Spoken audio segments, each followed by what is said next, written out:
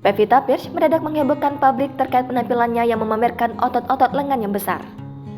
Hal ini terlihat dalam unggahan @pevpearce yang mengunggah video dirinya mengenakan baju bertuliskan Sri Asih dengan memamerkan otot lengan. Dalam video tersebut, dengan santai wanita berusia 29 tahun ini mengangkat tangan dan menunjukkan otot yang dimilikinya. Tak hanya pamer otot, wajah Pevita yang tampak cantik juga disorot.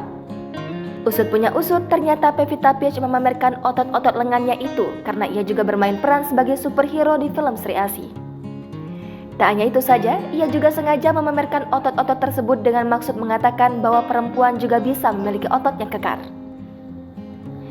Unggahan tersebut sontak menuai sorotan warganet dan dibanjiri beragam komentar.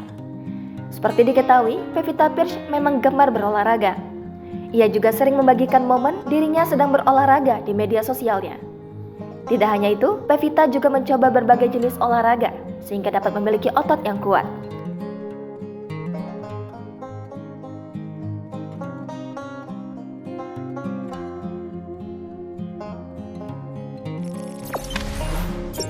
Jangan lupa subscribe, share, komen, dan like ya.